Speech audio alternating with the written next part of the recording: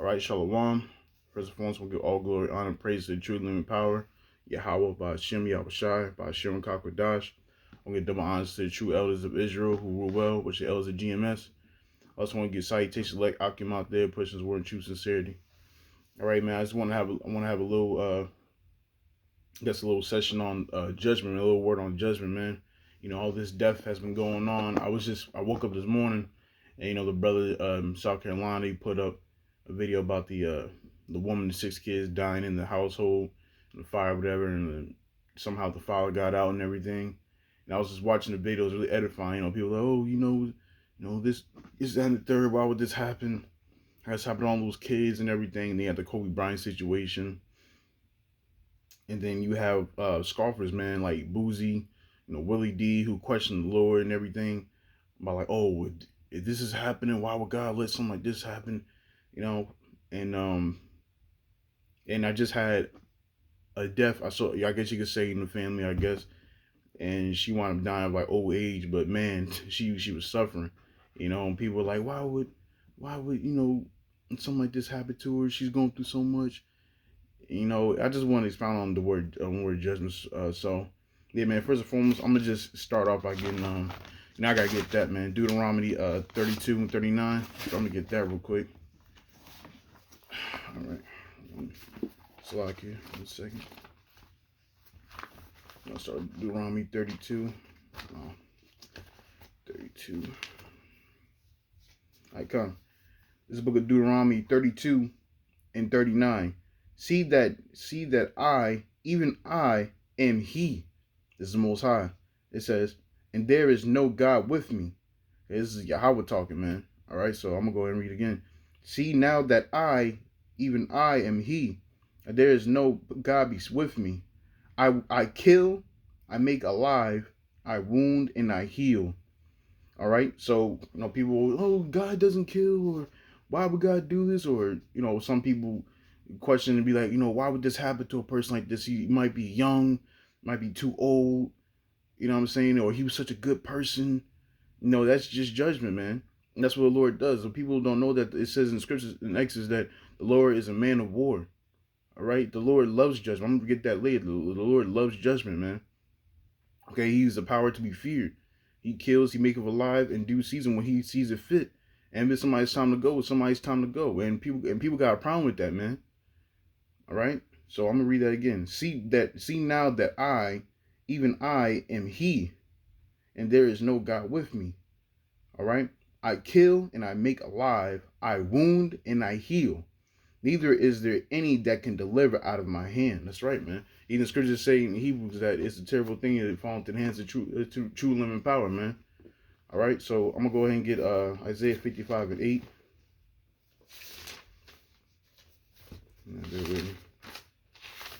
Yeah, so come. It says, and you know, like I said earlier, you know, people were like, oh, why would God do this? And you don't know why the Most High did it, man. The Most High did it for a reason. And you know, it doesn't matter what the reason. The Most High can do what He wants. So I'm going to go Isaiah 55 and 8. For my thoughts are not your thoughts. Okay, it says your thoughts are not His thoughts. So whether you may feel, you know, you own your emotions, you know, Kobe Bryant, you know, people, yo, why would, yo, even Jake, man, you know, even I'm not gonna, you know, when Kobe died, of course, brothers was like, oh, damn, like, that's Kobe, damn, you know, because you know, the world, you know, even the prophets back then, they used to watch the gladiators or the people who played in the, you know, whatever sports they had. Of course, the prophets was watching that, man. You know, that was entertainment back then. So you feel like, yo, damn, like that happened to Kobe, that's crazy. Like, that was the best basketball player, whatever. You get some type of emotional, but you come back, you know, as men of lawyer by eye, but this is what the Lord does. He sends judgment. We don't know what Kobe was doing. All right. Hey, look, man, every time you seen Kobe, he had a shaved head, a freaking shaved face. You know what I'm saying? Or any other people that you might know, man. I mean, the scriptures say that even the Lord said that there's nobody that's good. Okay, so I'm gonna read. It says, verse 8: For my thoughts are not your thoughts, neither are your ways my ways, saith the Lord. It says, for as heavens are higher than earth, so are my ways higher than your ways. It says, my thoughts then your thoughts. All right, that's plain and simple. I don't even have to even break that down, okay? But let me get in the scripture.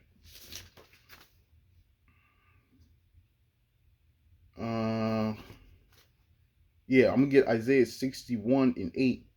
It says, uh, this proves that the Lord loves judgment too, man. The Lord loves judgment. So this is Isaiah 61:8. For I, for, for I, the Lord, love judgment. Whew, all right. As at the beginning, people think, oh no, God wouldn't do nothing like this. Even the Apocrypha, man, talks about how the Lord brings different type of terrors and torments, man. Okay, the Lord loves to just deal with judgment, righteous judgment, any type of judgment, man, because He's the Most High. He does everything. He creates evil, good, everything. And people, the Christian church don't teach you that though. It says, Salakia, verse 8. For I, the Lord, love judgment. I hate robbery for burnt offering, and I will direct their work in truth, and I will make an everlasting covenant with them. Right. So I prove that the Lord loved judgment, man. But yeah, like, yo, man, I had this, like I said, the so-called death of my family. It's like my uncle's mother, but he's not really my uncle. He's like a friend of the family, whatever. But man, this is lady, she died by old age. I think she was like 100 something, man. And she was like this hard body Christian, whatever. And she was sick for a long time, man. She was sick for a while. She was like paralyzed. I think her neck or something like that was paralyzed. So, like, every time you see her, she always had her neck down. She can never bring her head up. People had to like feed her and like do like this or whatever. And man, she wound up going to the hospital, and she was so ready to go, man, because she was in so much pain and agony, man. And nobody, her family didn't want to take care of her, man. My father and all the other people had to put money together just to pay people to help take care of her, but they couldn't, because they couldn't stand the stench of her. And when she go ahead and use the bathroom or whatever, they had to use a certain bag. Like all pretty much like humiliation at the top, man. Humiliation top is really humiliating, man. Yeah, I hear the people that were helping her out, they couldn't get people to just stay with her for like hours just to feed her. They couldn't do it because she was like, at times she would be really aggravating, or she would just stink, or they didn't even feel like lifting her at all. Like she became a burden unto other people, So I think about it now because she died today. I think that the Lord pretty much made an example of her, because man, she was ready to go. She's been dealing with that for the past like 3-4 years, man. And she's like, I'm ready to go. I'm ready to go. And then she started questioning the Lord. She started being like, if the Lord knows I want to go, why don't He just take me already? Does He see me suffering? So look, she was questioning the Lord, man. But that's the thing. We don't know, but the Lord said to man that there's no man that is good. All right, people might look at her, oh, she's so innocent. She's a young, older lady. I'm saying, but you don't know what she did before she came into the so-called Christian, or gave her life to God, or sweet Jesus. You know what I'm saying? Or what she did in the past life, man. Okay? So you don't know what anybody did. She probably one of like the biggest whores, or committing all types of adultery in the past life, even before she came to her little Christianity thing. You know what I'm saying? So you can't judge nobody. You can't judge anybody, man. The Lord does a judgment, man. No, you can judge people, but you know what I mean. Like, you can't have the last words of, oh, she was so kind. You don't know. You know why the Lord did what He did. All right. So what was that? But yeah, it says, for I, the Lord, love judgment. I hate robbery for burnt offering. And I will direct the work in truth, and I will make an everlasting covenant with them. All right. So, yeah, man, the Lord loves judgment. But I'm gonna go ahead and get another scripture, because, like I said, the Lord, He can do whatever He wants, because you don't know why the Lord put judgment on anybody, even Kobe Bryant. You don't know why. So who are you? Who are you to say, oh, I was wrong? What happened? And that's when people start coming at the Lord like, oh, that's why there is no God, because why would God kill a little lady like that? And why would God let a little lady go ahead and deal with all that type of suffering? Or why would God take Kobe and his daughter? You know what I'm saying? Shit like that. That's good. But you know what? That's because they just don't know the scriptures. They just don't know the scriptures, man. They're so-called uneducated when it comes to the scriptures, man. Yeah, man, I'm gonna get this is John. You know what? Better yet, man. Before I get that, let me get a precept real quick. Now I gotta get this, because I was just mentioning. Slacking. The Bible's all discombobulated. Oh my goodness. Come on. Pages, man. All right, cool. This is the book of Job 4 and 7.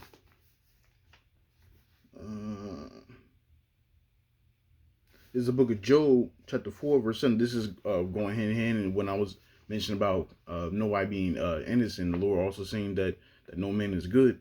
It says, remember, I pray thee, whoever perish being innocent. That's right. When does the Lord ever make somebody perish that was innocent? It's not in the scriptures, man.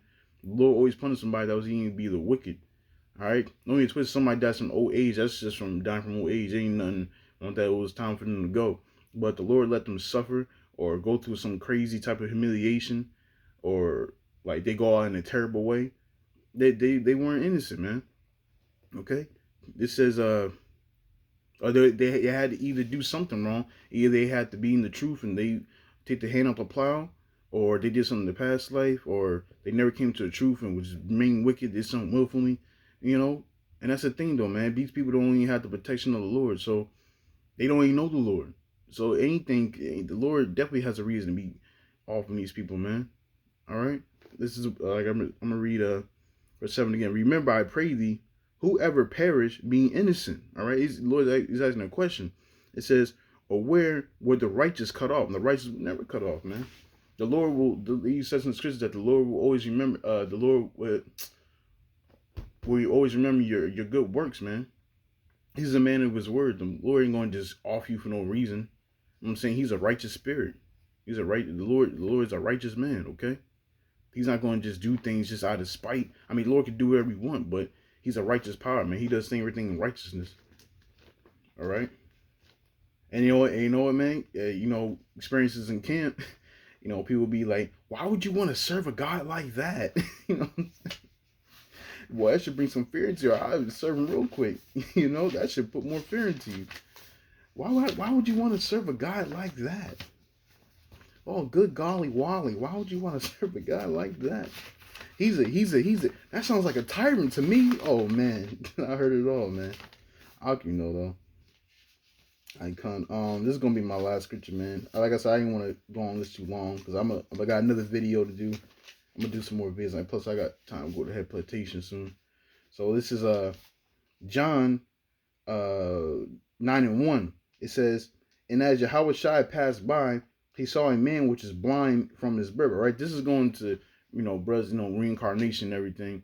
And we just talking about this yesterday, man. The brother wanted to know about reincarnation, and we talking about what people could have done in their past life to get cut off.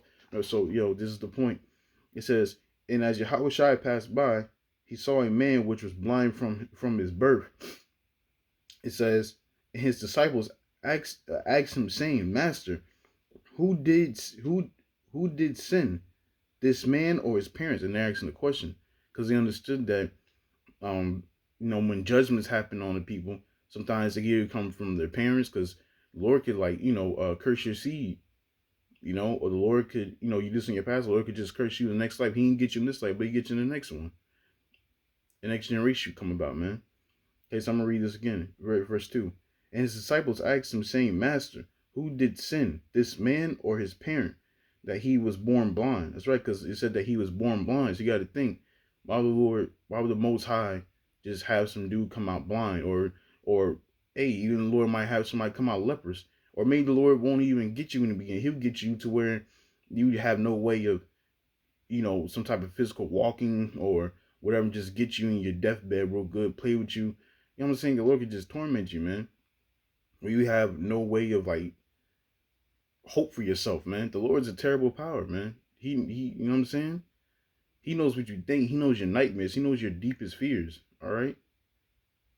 So I'm gonna continue. It says, verse 3, Yahweh answered, neither hath this man sinned nor his parents, but that the works of the Most High should be made manifesting. That's right. It says, actually, no, that's pretty much in on that. Yeah, man, the Lord did that to him, man, but people understood that in those days that judgment could happen in your past life, or the parents' life, or somebody did something in the family to get cursed, or You know what I'm saying? You could have did something in that life, and Lord, like, you know what? I ain't gonna do nothing to him right now. I'm gonna do something to him later. You know what I'm saying? I seen in the script, seen in the Apocrypha, man, when it talks about how to go. Basically, how like you feel like they could just keep on sinning and committing transgressions because nothing's gonna happen. But the Lord is slow to his patience is slow to his patience, man. He gonna get you right then and there, but he's like, you know what? I'm gonna get him sooner or later. Keep doing what you're doing because they feel like nobody can see them. You know, I'm gonna just continue on because the Lord is steadfast concerning His promise.